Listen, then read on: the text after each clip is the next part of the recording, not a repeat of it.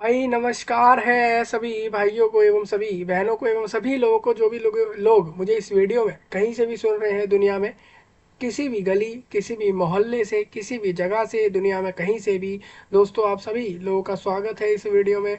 आप सभी के लिए काफ़ी इंपॉर्टेंट बातें इस वीडियो में डिस्कस होंगी। एक नोटिफिकेशन, UIICL यानी United India Insurance company limited एक ऐसी इंश्योरेंस कंपनी है, ये एक ऐसी कंपनी है जो कि गवर्नमेंट सेक्टर में एक इंश्योरेंस की कंपनी है। इंश्योरेंस के लिए वर्क कर रही है पूरे इंडिया देश में। और इसके लिए एक इस कंपनी में एक नोटिफिकेशन आया है आप सभी के लिए, जॉब के लिए। ठीक है भाई, तो वही ये वीडियो में डिस्कस होगा। आपको बता दूं, इसके लिए नोटिफिकेशन आ चुका है जिसके अंदर लिखा है कि कितनी वैकेंसीज हैं, कितने लोगों को सिलेक्शन मिलेगा, कौन सी पोस्ट रहेगी, क्या सैलरी होगी, eligibility, qualification, age limit, form की डेट्स, फॉर्म की फीस, सिलेक्शन प्रोसेस क्या होगा, बेनिफिट्स क्या क्या होंगे, सैलरी के अलावा क्या क्या बेनिफिट्स होंगे, वैकेंसीज क्या किस तरीके से उसमें कैटेगरी वाइज डिवाइडेड है। और साथ में थोड़ा बहुत ये भी लिखा है कि इस कंपनी के बारे में कि भाई ये कंपनी एक्चुअल में है क्या चीज़।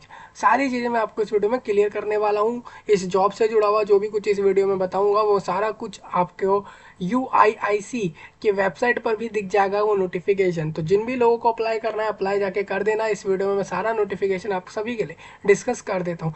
सिर्फ और सिर्फ ऑल इंडिया ये वैकेंसी है, मतलब कि इसमें जो नोटिफिकेशन आपका आया है, वो जो नोटिफिकेशन आया है वो जो आपका सिर्फ ऑल इंडिया लोगों के लिए डिस्कस हो रहा है। मैं आपको बता दूं, यहाँ पर भारत देश के लोगों के लिए वीडियो खास रहेगा सिर्फ और सिर्फ। अगर आप दूसरे देश से इस वीडियो को देख रहे हैं या फिर आप पूरे दुनिया में कहीं और से देख रहे हैं तो आपसे ये रिक्वेस्ट रहेगा कि आप लोग इंडियंस को शेयर करें इस वीडियो को। ठीक है, चलिए भाई हम आगे चलते हैं। अगर आप हरियाणा, झारखंड, मेघालय, मणिपुर, केरला, कर्नाटक, असम, वेस्ट बंगाल, त्रिपुरा, तेलंगाना और एक एक जगह पूरे देश इंडिया की अगर वहाँ से कहीं से देख रहे हैं तो आप सभी के लिए वीडियो काफ़ी खास रहेगा। आखिर तक जरूर देखिएगा जिससे कि आपको सारी बातें समझ आए। चलिए, अगर बात करें दोस्तों इस जॉब से जुड़े हुए नोटिफिकेशन, अप्लाई लिंक या वेबसाइट या कोई भी लिंक की, तो वीडियो के नीचे आपको दिया गया है, वहाँ से आप सभी लोग देख लेना। सबसे पहले आप देखो UIIC एक वेबसाइट का लिंक यहाँ पर दिख रहा है। इसको बोलते हैं United India Insurance company limited. ठीक है, अब आप एक चीज़ और देखोगे, इसमें ये लिखा है गवर्नमेंट ऑफ इंडिया का अंडरटेकिंग है, मतलब कि ये कंपनी आप गवर्नमेंट मान सकते हो। ठीक है भाई, तो इस हिसाब से हम ये सारी चीज़ें आपके साथ डिस्कस कर दे रहे हैं। इस कंपनी की रिक्रूटमेंट के बारे में जो अभी आई है, ये एक एडमिनिस्ट्रेटिव ऑफिसर का नोटिफिकेशन आया है, तो उसके बारे में ही मैं आपके साथ ये सारी चीज़ें डिस्कस कर रहा हूँ। आप देखोगे यहाँ पे लिखा है रिक्रूटमेंट ऑफ एडमिनिस्ट्रेटिव ऑफिसर, और इस तरीके से ये नोटिफिकेशन अभी आया है। साथ में आप इस तरीके से सारे अपडेट नए नए जो भी चल रहे हैं अभी इस कंपनी द्वारा, वो आपको यहाँ से दिख जाएगा। ठीक है भाई,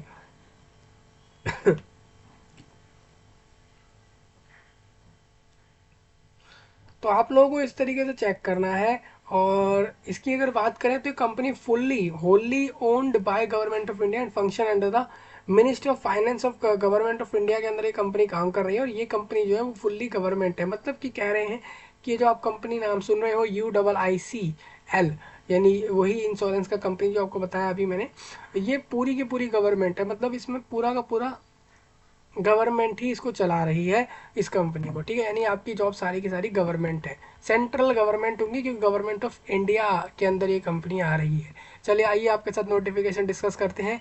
United India Insurance company limited Bharat सरकार का उपक्रम, उपक्रम मतलब हो जाता है अंडरटेकिंग। और पंजीकरण कार्यालय आपको बता दूं, यहाँ पर पंजीकृत कार्यालय 24 वाइट्स रोड और चेन्नई, यहाँ पर लिखा है, वहाँ पर इनका जो है ऑफिस है। ठीक है भाई, और इनका जो है आप अगर हेड ऑफिस जानना चाह रहे हो तो 19 नालंदा, फोर लेन, और ये भी चेन्नई में ही है। ठीक है, तो चेन्नई में इनका मेन जो है हेड ऑफिस हो गया, मतलब वहाँ से ही कंपनी पूरे देश में ऑपरेट करती है। बेसिकली वहाँ इनका हेड ऑफिस है, बाकी जगह जगह इनके ब्रांचेज होंगे। और रिक्रूटमेंट ये कर रहे हैं 250 एडमिनिस्ट्रेटिव ऑफिसर जर्नलिस्ट पोस्ट है। 8 जनवरी को नोटिफिकेशन दिया है, यानी आज ही नोटिफिकेशन आया, आपके साथ समय से डिस्कस हो जा रहा है। United India Insurance Company is a leading public sector general insurance company wholly owned, जो कि government of India with a gross premium of, ठीक है भाई, इन्होंने बता दिया कि इनका जो अभी तक ग्रॉस प्रीमियम चल रहा है वो 17,17,400 644 करोड़ के लगभग इनका ग्रोस प्रीमियम चल रहा है। और ये कंपनी एक लीडिंग कंपनी है, मतलब कि और जो अलग इंश्योरेंस कंपनी है, चाहे वो प्राइवेट सेक्टर में हो या गवर्नमेंट में भी हो, तो उनके साथ ये कंपटीशन में भी चल रही है। और ये सरकारी कंपनी है और इंश्योरेंस का कंपनी है। 250 वैकेंसीज ये company proposes to recruit young and dynamic candidates for its office. अपने ऑफिस के लिए वो चाहती हैं कि लोग जो यंग लोग हैं और डायनामिक लोग हैं, यानी कि ऐसे लोग जो कि काम करना चाह रहे हैं फॉर इट्स ऑफिस, अपने ऑफिस के लिए ऑल ओवर इंडिया, पूरे देश में, for its requirement in journalist की रिक्वायरमेंट के लिए वो फॉर्म भरवा रहे हैं। Application are invited from eligible Indian citizens. ठीक है भाई, सभी इंडिया के लोग फॉर्म भर सकते हैं। एडमिनिस्ट्रेटिव ऑफिसर स्केल 1 का ये पोस्ट है, वैकेंसी 250 है। रिजर्वेशन में आपको बता दूं, अनुसूचित जाति वालों के लिए 37 वैकेंसी, जनजाति के लिए 20 है, ओबीसी के लिए 67 है, ईडब्ल्यूएस के लिए 24, यूआर के लिए 102, टोटल 250 वैकेंसी। अगर कोई डिसेबल कैंडिडेट वीडियो को देख रहे हैं तो आपके लिए बता दूं, अगर आप विजुअली इम्पेयर्ड हैं तो आपके लिए 6 वैकेंसी है, हार्ड ऑफ हियरिंग है तो 5 है, ओसी है तो 1 है, आईडी है तो 3 है। आपको बता दूं, एससी मतलब अनुसूचित जाति होता है, एसटी मतलब अनुसूचित जनजाति होता है, और ये सारे फुल फॉर्म आपको यहाँ पे दिए हुए हैं। तो इस तरीके से आपका सब रहेगा। एंड आउटकम ऑफ, तो ये आपके लिए सारी चीज़ें रहने वाली हैं। हॉरिजॉन्टल रिजर्वेशन में बता दूं, यहाँ पर जो डिसेबिलिटी की वैकेंसीज हैं वो टोटल वैकेंसीज की 4% रहेगी। जैसे कि आप 250 वैकेंसीज देख रहे हो यहाँ पर, ठीक है, तो आप इसका मान लो कि 1% ढाई हो जाएगा 2.5, तो इसका मतलब आपके 4 वैकेंसी है, 4% वैकेंसीज है, तो लगभग लगभग आप ये मान सकते हो कि 10 से ज़्यादा वैकेंसीज डिसेबल्ड वालों की हैं। हालांकि आप यहाँ से देखोगे तो यहाँ पर ये कितनी हो जाती हैं, 15 वैकेंसीज आपके लिए यहाँ पर दी हैं। 4% वैकेंसीज आपके डिसेबल्ड वालों के लिए जाएंगी टोटल में से। ठीक है, और वैकेंसीज के बारे में कुछ बातें बता रहे हैं, उसमें आप यहाँ से देख सकते हो कुछ पॉइंट जो लिखे हुए हैं, उसको एक बार आप सभी लोग रीड कर लेना। मैं आपको आगे लेकर चलता हूँ। ये कह रहे हैं आपकी एलिजिबिलिटी क्राइटेरिया जो भी रहेगा, चले जैसे आप मान लीजिए सिटीजनशिप ऑफ इंडिया रख रहे हैं, क्वालिफिकेशन जो भी रख रहे हैं, वो आपका 31 दिसंबर 2023 वाले दिन जो भी था वही माना जाएगा। भारत के नागरिक सिटीजन ऑफ इंडिया फॉर्म भर सकते हैं। अगर भारत के बाहर नेपाल भूटान के लोग भी फॉर्म भर सकते हैं। तिब्बतन तिब्बतन रेफ्यूजी जो लोग हैं, जो लोग मतलब वहाँ से आ गए भारत देश में, वो 1 जनवरी 1962 से पहले पहले आ गए, ये इंटेंशन से कि वो परमानेंटली भारत में ही सेटल्ड हो जाएंगे, रहेंगे, तो वो लोग फॉर्म भर सकते हैं। वो लोग जो कि मान लीजिए मिग्रेटेड, जो लोग मान लीजिए प्रवासी हैं, वो वहाँ से इधर आए हैं इस देश में, suppose Pakistan, Burma, Sri Lanka, East African countries जैसे कि केन्या, युगांडा और the United Republic of Tanzania, Zambia, Malawi और जेर और एथियोपिया और वियतनाम जैसी जगहों से अगर आप आए हो, ये देश हैं एक्चुअल में। अगर आप यहाँ से इधर आ गए हो इंडिया में तो आप लोग फॉर्म भर सकते हो, बट आप परमानेंटली सेटल्ड हो, इसी अभी आप पे आए हो तो आप फॉर्म भर सकते हो। या फिर आप इन जगहों से मिग्रेटेड हुए, आप वहाँ से मान लीजिए आप लोगों ने प्रवास लिया, वहाँ से आप इधर जो है रहने लग गए, तो आप लोग फॉर्म भर सकते हो। ठीक है, और एजुकेशनल क्वालिफिकेशन ये रखी गई है कि कैंडिडेट को जो है यहाँ पर उसके पास रिक्वायर्ड इस डिग्री, उसके पास डिग्री होना चाहिए, मतलब को अगर वो बीबीए, बीसीए, बीकॉम, बीएससी और बीए, इसके अलावा बीटेक, बी आर्किटेक्चर और एलएलबी या फिर कोई भी ऐसा डिग्री उसके पास बैचलर का है और 60% से ऊपर वो मार्क्स लाया है या लाई है, महिला पुरुष दोनों ही फॉर्म भर सकते हैं। और ये उसके पास डिग्री 31 दिसंबर 2023 के पहले वाले समय का होना चाहिए। अगर वो अनुसूचित जाति जनजाति होगा तो 55% से ऊपर मार्क्स वाला फॉर्म भर सकता है। ठीक है भाई। अब ये नोट्स में कुछ पॉइंट है कि क्वालिफिकेशन जो भी मेंशन करी गई है वो याद रखें, जिस भी यूनिवर्सिटी इंस्टीट्यूट से करा है वो या तो यूजीसी द्वारा हो या फिर वो एआईसीटीई द्वारा हो। ठीक है भाई, ये चीज़ें होना चाहिए। आपका जो पैटर्न होना चाहिए वो इस तरीके से होना चाहिए, 10+2+3, मतलब कि आपने 10th क्लास करी, 12th करी, उसके बाद या तो 3 साल का ग्रेजुएशन कर लिया या फिर 4 साल का भी ले सकते हैं। और इट्स इक्विवेलेंट अगर आप बीटेक वाले हो तब भी एक्सेप्ट करेंगे, क्योंकि वो मेनली 3 की या 4 साल वाले डिग्री को ले लेंगे। और कैंडिडेट हु हैव कंप्लीटेड, जिन्होंने कंप्लीट करा है क्वालिफिकेशन इस डेट से पहले पहले, वही लोग फॉर्म भरेंगे। और दोस्त जो लोग अभी रिटर्न अपना फाइनल एग्ज़ाम लिखने वाले हैं, जिनका रिजल्ट अभी नहीं आया है, वो एलिजिबल नहीं है। अभी लोग पूछते हैं हम अपने डिग्री में लास्ट साल में हैं तो हम लोग फॉर्म भरे क्या, आप लोग फॉर्म मत भरो क्योंकि आप एलिजिबल नहीं हो। ठीक है, और आपको कंप्यूटर चलाने की एक नॉलेज होना चाहिए, आप फॉर्म भर सकते हो। एज आपको बता दूं, डिग्री प्लस कंप्यूटर नॉलेज। अगर आप अभी डिग्री के लास्ट साल में हो तो आप फॉर्म अभी मत भरो, नेक्स्ट साल नेक्स्ट रिक्रूटमेंट में आप लोगों को जरूर लिया जाएगा। एज आपको बता दूं, कैंडिडेट मस्ट बी 21 से 30 के बीच के कैंडिडेट फॉर्म भर सकते हैं। अगर वो लोग 30 बिलो हैं और 21 प्लस हैं तो फॉर्म भर देना। अगर आप SC ST हो तो 35 एज तक फॉर्म भर सकते हो। ओबीसी NSCL वाले आपके 33 तक, डिसेबल्ड वाले 40 एज तक फॉर्म भर सकते हैं। एक्स सर्विसमैन में भी आपको बता रहे हैं उनको 5 ईयर का रिलैक्सेशन है। वो लोग कौन एक्स सर्विसमैन होते हैं वो आप देख लेना। डिफेंस सर्विस पर्सोनल के लिए रिगार्डिंग उन्होंने बताया है। और इस तरीके से आपको अपर एज में रिलैक्सेशन दिया जा रहा है। अब यहाँ पे आपको डेफिनेशन बताइए कि भाई एक सर्विसमैन कौन होते हैं। कि आप लोग अगर मान लीजिए आप कभी नेवी में गए, आर्मी में गए, एयरफोर्स में गए, कहीं ना कहीं जगह पे काम किया आपने, किसी भी रैंक के ऑफिसर रहे, कमेंटेंट रहे या नॉन कमेंटेंट रहे, या जो भी चीज़ें हैं उसके हिसाब से आप एक्स सर्विसमैन कहलाते हो। तो वो यहाँ लिखा हुआ है कि आप लोग कौन हो जो एक्स सर्विसमैन कहे जा रहे हो। डिसेबल्ड एक्स सर्विसमैन किसको कहा जा रहा है, सारे पॉइंट यहाँ पर लिखे हुए हैं। डिसेबिलिटी में कौन लोग आते हैं, कौन कौन सी डिसेबिलिटी होती है जो एक्सेप्ट करी जाती हैं, वो सारा इन्होंने यहाँ पे बताया। अगर आप देखोगे ऊपर VI की वैकेंसी आप देख रहे थे, विजुअली इम्पेयर्ड मीन जो दृष्टि के तौर पर वो इम्पेयर्ड है बेसिकली। या तो वो पूरा नहीं देख सकता, वो ब्लाइंड हो गया, या फिर वो कम देख पा रहा है, लो विजन है। तो ये सब लोग विजुअली इम्पेयरमेंट में आते हैं। तो ये एक डिसेबिलिटी होती है। HI और DID और ये सब आप सभी लोग देख लेना, ठीक है भाई। इस तरीके से आपको सभी चीज़ें देख लेनी है। EWS वाले ये वाले पॉइंट रीड कर लेना जो लोग EWS में है। बेसिकली आप लोग EWS में होते नहीं हो, आपको अपनी कंडीशन देखनी होती है। आप अगर मान लो जनरल कैटेगरी में हो और आप फाइनेंशियली किस किस कंडीशन में हो, उसके हिसाब से डिसाइड होगा कि आप EWS हो या नहीं हो।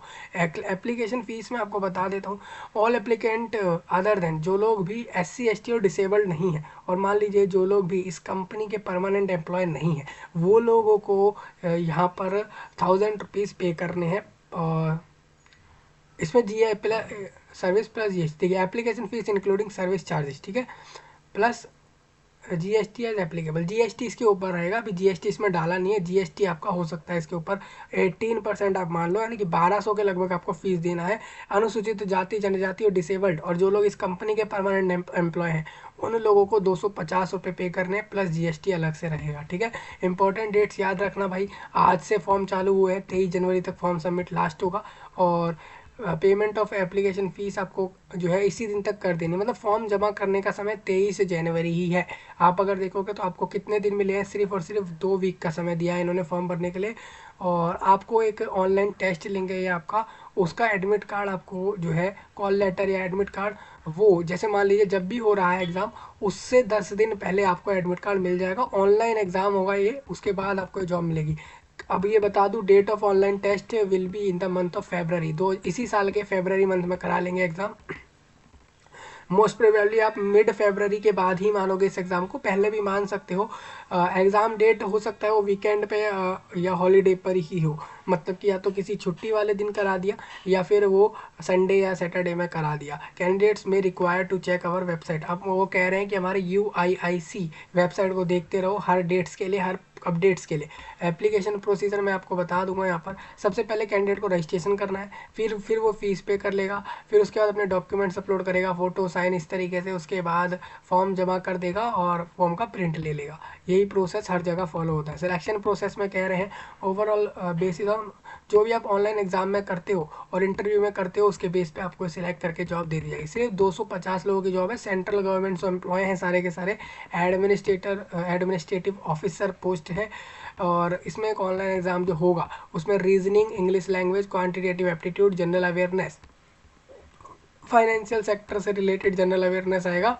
और कंप्यूटर लिटरेसी कि आपको कंप्यूटर की कितनी नॉलेज है उसके 20 क्वेश्चन 20 मार्क्स में देके, 40 क्वेश्चन जनरल अवेयरनेस के, और क्वांटिटेटिव एप्टीट्यूड के 50 क्वेश्चन 50 मार्क्स में। इस तरीके से 200 क्वेश्चन 200 मार्क्स में देके कंपोजिट टाइम ऑफ 2 घंटे में आपको सारा समय देकर आपसे एग्जाम कराया जाएगा। सारे क्वेश्चन ऑब्जेक्टिव टाइप होंगे, मतलब कि हर क्वेश्चन के अंदर चॉइस मिलेंगे आपको, हर क्वेश्चन में 4 ऑप्शन दे देंगे, कहेंगे इसमें से जो भी आपको सही लगे आप बता दो कि किस क्वेश्चन का आंसर क्या सही लगता है, ठीक है।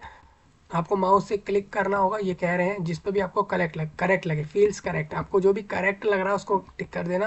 ये कह रहे हैं नेगेटिव मार्किंग या पेनल्टी जो है यहाँ पर रहेगी अगर आप रॉन्ग आंसर करते हो। इंग्लिश लैंग्वेज में रहेगा बेसिकली ये एग्ज़ाम। हालांकि हिंदी इंग्लिश दोनों में क्वेश्चन पेपर हो सकता है। अगर आप हर क्वेश्चन गलत कर देते हो तो 1/4 नेगेटिव में जाएगा। अगर हर क्वेश्चन सही जाएगा तो 1 मार्क्स, गलत जाता है तो 0.25 मार्क्स उसमें से डिडक्ट होगा। ये नेगेटिव मार्किंग कह रहे हैं, ठीक है।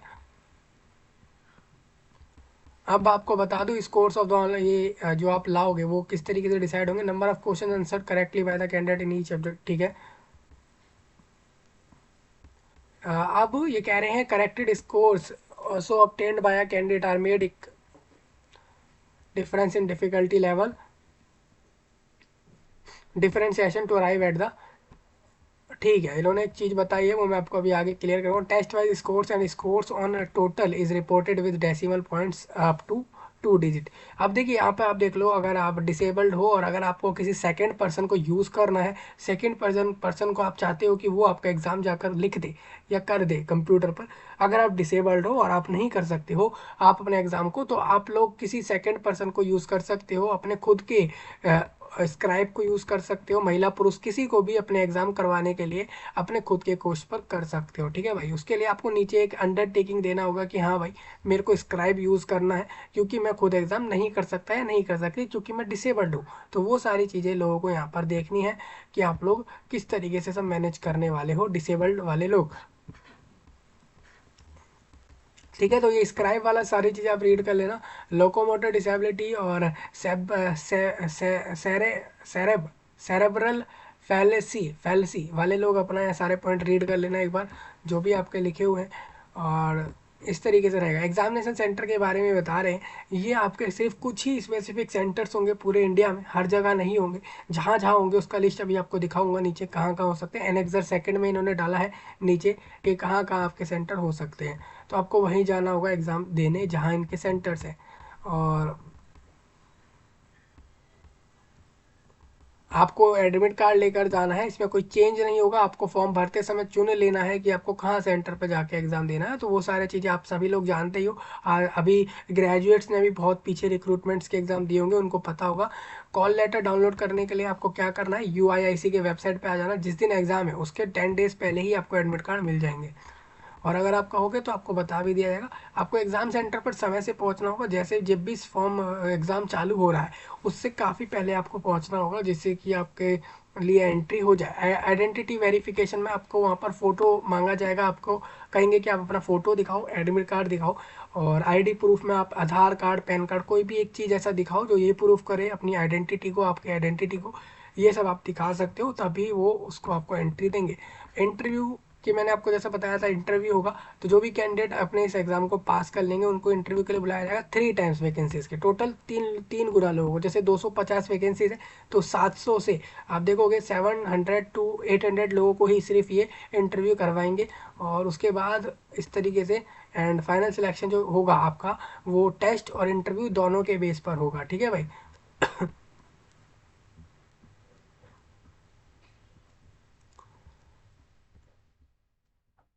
तो ये चीज़ लो आप देखिए। And fro third class AC fare या bus fare by shortest route from the station of to the place. इन्होंने एक पॉइंट बताया है, मैं आपको आगे बताऊंगा क्या बोल रहे हैं। Journey for interview purpose in case a candidate is called for interview and is found not satisfying the two appear for the interview nor be reimbursement of any travelling expenses. भाई इन्होंने ये लिखा है कैंडिडेट को जिसके लिए भी interview के लिए बुलाया जा रहा है, ठीक है। इंटरव्यू मान लीजिए आपका एग्जाम पास हो गया, अब ये कह रहे हैं टॉपर शुरू के टॉप जो एग्जाम के अंदर 700 to 800 कैंडिडेट्स हैं उनको हम इंटरव्यू के लिए बुला रहे हैं। अभी जो लोग आउट स्टेशन दूर दूर से अपने आ रहे हैं इंटरव्यू देने, और उन लोगों को पता है कि भाई हमारा जो खर्च है वो बहुत ज़्यादा हो जाएगा, चाहे हम बस से जाएं, ट्रेन से जाएं, AC बस से जाएं, नॉन AC से जाएं, किसी से भी जाएं। तो ऐसे में ये कह रहे हैं कि आप लोग AC थर्ड क्लास बस से भी आ सकते हो या बस से भी आ सकते हो, जो भी शॉर्टेस्ट रूट पड़ता है उससे आना आपको चाहिए। और आपकी जगह से आप वहाँ तक आओगे, वो जहाँ भी इंटरव्यू ले रहे हैं, तो उसके उसके लिए आपको एक्सपेंसेस जो रहेंगे कि आपका कितना खर्चा हुआ वो सारा आपको मिल जाएगा अगर आप इंटरव्यू में सिलेक्ट हो। तो मतलब इंटरव्यू के लिए आपको बुलाया जा रहा है तब। थर्ड क्लास का ये सारा AC का फेयर या बस का फेयर, अगर आप बस से जाते हो, AC वाले से नहीं जाते, नॉर्मल से भी जाते हो, तो उसका जो भी खर्च आएगा वो यहाँ पर आपको मिल जाएगा। लेकिन उसके लिए आपको जितने भी आपके एविडेंस है आपके मतलब कि जर्नी के जो भी एविडेंस है कि हाँ भाई हमने यहाँ से यहाँ तक सफ़र किया, हम इसके इंटरव्यू के लिए ही आए और इस दिन आए, और ये सारे हमारे पास प्रूफ है, तो आपको तभी उसके बाद ही ये सब चीज़ें मिलेंगी। शुरुआती तौर पर तो आप अपना खर्चा करके वहाँ पहुँच जाओगे और सब दिया होगा इंटरव्यू।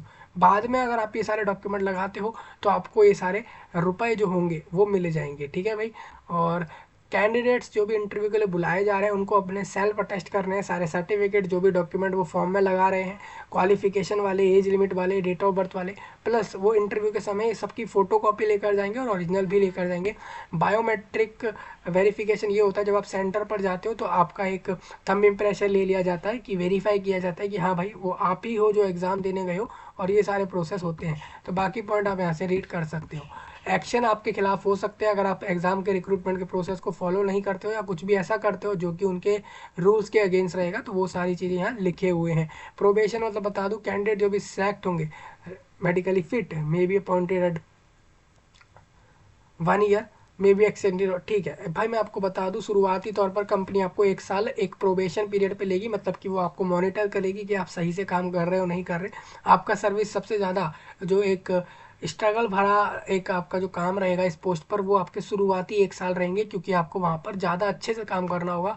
क्योंकि अगर आप वहाँ पर कोई भी गलतियाँ करते हो या सही से काम नहीं करते हो तो वो आपका प्रोबेशन पीरियड है, ठीक है। प्रोबेशन पीरियड में हो सकता है किसी भी एम्प्लॉय को हटा सकती है कंपनी, ये चीज़ें हैं। और ये कंपनी ही डिसाइड करती है कि हम प्रोबेशन कितना रखें, और कंपनी के पास ये राइट है कि अगर वो सूटेबल नहीं लगता किसी भी काम पर प्रोबेशन पीरियड पर, तो वो उसको हटा भी सकते हैं, ठीक है भाई। ये चीज़ें रहती हैं। आप ये मान के चलो कि आप इस पोस्ट पर सिलेक्ट हो गए, आपको जॉब मिल गई, आप 1 साल सही से काम कर लोगे तो आपको ये रखा रहेंगे, और नहीं करोगे तो फिर वो आपको जॉब से हटा भी सकते हैं कंपनी वाले खुद से ही। ये सब चीज़ें यहाँ लिखे हुए हैं। और 1 साल के बाद अगर आप प्रोबेशन सही से कंप्लीट करते हो तो आप अपने परमानेंट एम्प्लॉय इस कंपनी में अपने आप को मान लेना इस पोस्ट पे, ये आपके लिए रहेगा, ठीक है। और बाकी एक बार ये सारे पॉइंट आप रीड करते हुए चले। गारंटी बॉन्ड ये रहेगा, प्रोबेशनर जो भी प्रोबेशन पीरियड है वो आपको पूरा देना है, आपको पूरा शुरुआत के जो प्रोबेशन पीरियड है जो भी कैंडिडेट इस कंपनी में सिलेक्ट हो रहे हैं उनको कम से कम अपने 5 साल देने हैं अपने इस कंपनी को अपने काम के प्रति। अगर वो नहीं देते हैं, ठीक है, और बीच में छोड़ते हैं तो उनसे एक बॉन्ड साइन करा के उनसे उतना अमाउंट ले लिया जाता है। ये चीज़ें रहती है, तो आप सोच समझ के इस वैकेंसी को लें।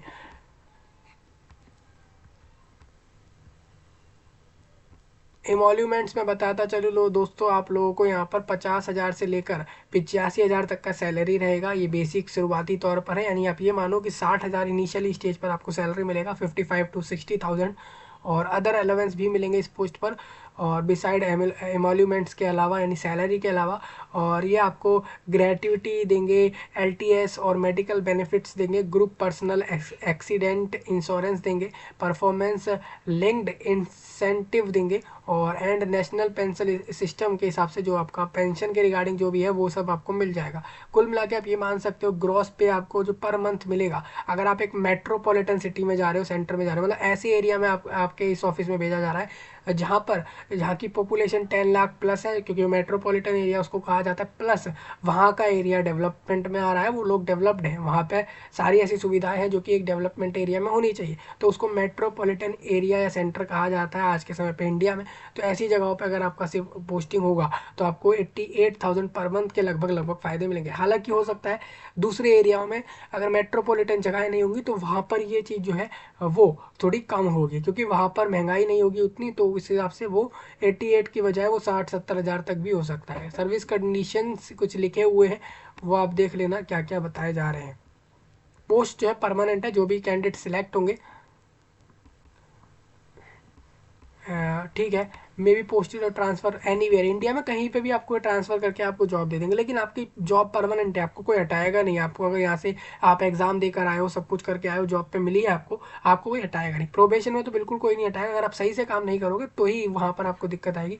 प्रोबेशन के बाद आपका कन्फर्म्ड आपका ये जॉब हो जाएगा, ठीक है। अदर रूल्स एक बार रीड कर लेना सभी लोग, ये सारे पॉइंट इंपॉर्टेंट है आप सभी के लिए।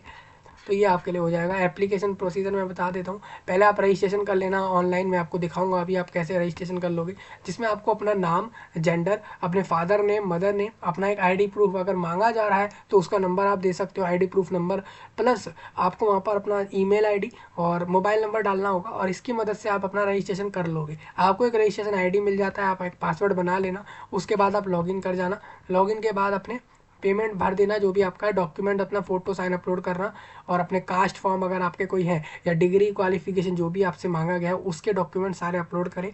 उसके बाद आपको फिर उसके बाद आपको इसको फॉर्म को जमा कर देना है। बस इतना ही करना है, फॉर्म जमा करके प्रिंट कर लेना उसका, बस इतना आपका हो जाएगा। फोटो और साइन और किसी भी डॉक्यूमेंट का साइज़ और फॉर्मेट क्या रखा जाए आप यहाँ से समझ सकते हो, इसका वीडियो भी है, आप वो भी देख सकते हो। ठीक है भाई। पेमेंट का मैंने बता दिया, 1000 रुपये रहेगा और जो लोग रिजर्व्ड में हैं उनके लिए 250 रहेंगे। इसके ऊपर जीएसटी 18% आप मान सकते हो। ऑनलाइन पेमेंट में debit card, credit card, net banking, UPI, Bhim पे और भारत पे, गूगल पे, पेटीएम और इस तरीके के जितने भी इंटरफेस दिख रहे हैं आज के समय पे उससे आप पेमेंट कर सकते हो। ठीक है, ये सारे प्रोसेस यहाँ पर लिखे हुए हैं तो आप एक बार देख लो। तो ये सारा हो गया। उसके बाद फॉर्म अप्लाई इस तरीके से हो जाएगा। एग्जाम सेंटर मैं आपको बता देता हूँ कहाँ कहाँ होंगे। देखिए, जिस भी राज्य या जिस भी यूनियन टेरिटरी का नाम आपको इस लिस्ट में दिख रहा है, उन जगह के जिस भी सिटी या फिर जिस भी प्लेस की जगह का नाम आपको यहाँ दिख रहा है, उन जगह में ही कहीं ना कहीं सेंटर रहेंगे, मतलब इसके बाहर नहीं होंगे। अगर आप अंडमान एंड निकोबार में देखोगे तो पोर्ट ब्लेयर के अलावा कहीं सेंटर नहीं दिखेगा। आंध्र प्रदेश के आपके चिराला और श्रीकाकुलम काकुलम और गुंटूर, कडापा और कुर्नूल और नेलोर जैसी जगहें जो आपको दिख रही हैं। थोड़ा आगे चलते हैं। नेलोर और राजा मुंद्री मुंद्री और विजयवाड़ा विजयवाड़ा और विशाखापट्टनम और तिरुपति, काकीनाडा, चित्तूर, इलूरू और विजयनगरम ये जगह है। और इस तरीके से आपको देखोगे तो आंध्र प्रदेश के अंदर लगभग लगभग ये 14 ऐसे डिस्ट्रिक्ट कह लो, सिटी कह लो या बड़े बड़े जगहें कह लो, इनकी इन्हीं जगहों पे सेंटर्स होंगे। मतलब हो आप देखोगे ना, इस राज्य में अगर इन जगहों के अलावा जो भी जगह है उन जगहों पे सेंटर नहीं रहेंगे। आप अगर इन जगहों के कहीं ना कहीं इस जगह से फॉर्म भरोगे तो आप इधर ही कहीं आकर सेंटर अपना चूज कर सकते हो, क्योंकि यहीं पे आपको एग्जाम देना सही रहेगा।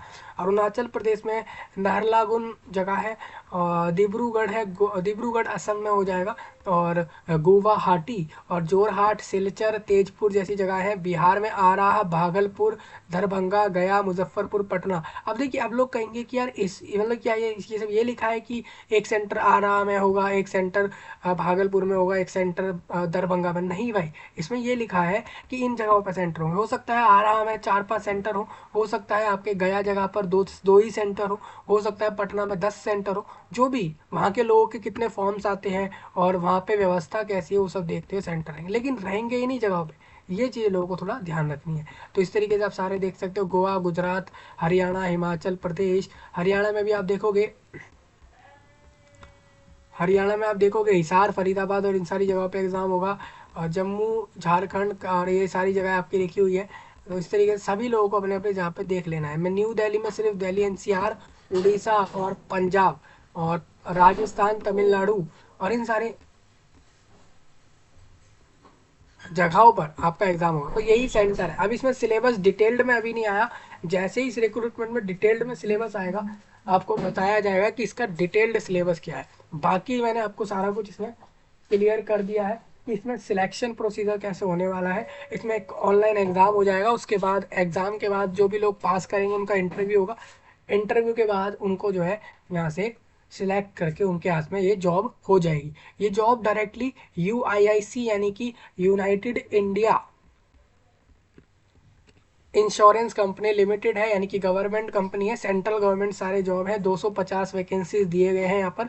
और बाकी सारा कुछ मैंने इसमें आपको क्लियर कर दिया है। डिटेल्ड सिलेबस इसमें वैसे होगा नहीं, अगर होगा तो आप ये मान के चलो ग्रेजुएट लेवल तक का होगा।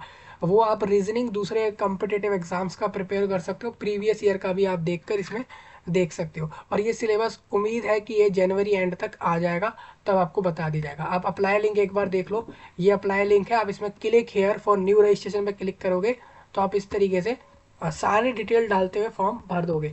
सबसे पहले बेसिक इन्फॉर्मेशन डाल देना, अपना first name, middle name, last name, father name, mobile number, date of birth. उसके बाद फ़ोटो और सिग्नेचर अपलोड, अपनी सारी डिटेल्स डालनी है, प्रीव्यू करना है फॉर्म पे, और इसके बाद अपलोड में यहाँ पे अपना डिग्री मार्कशीट अपलोड करके फ़ीस पेमेंट करके फॉर्म जमा कर लेना है। फॉर्म का प्रिंट ज़रूर लेना है, क्योंकि ये जब डॉक्यूमेंट वेरिफिकेशन करते हैं तब आपसे ये चीज़ें मांगते हैं। मुझे उम्मीद है कि ऑल इंडिया लोगों को सारी जानकारियाँ क्लियर हुई होंगी। इसमें इसमें ऑल इंडिया लोग एलिजिबल हैं, मतलब अगर आप हरियाणा, झारखंड, मेघालय, मणिपुर, केरला, कर्नाटका, असम, वेस्ट बंगाल, त्रिपुरा, तेलंगाना या कोई भी ऐसी गली या किसी भी जगह से पूरे देश में सुन रहे हैं मुझे इस वीडियो में, तो आप सभी लोग इस पर अप्लाई कर सकते हो। इसमें ऑल इंडिया लोग फॉर्म भर सकते हैं। सपोज वो लोग जो दूसरे देश से परमानेंटली सेटल्ड हो गए इंडिया में, वो लोग भी इसमें फॉर्म भर सकते हैं। ये इसमें कंडीशन रखा गया है। आपको कोई भी डाउट लगे कमेंट में बता सकते हैं, और इस जानकारी को सभी लोगों तक शेयर करें। मिलता हूँ आपसे जल्द ही, तब तक के लिए आप सभी का धन्यवाद।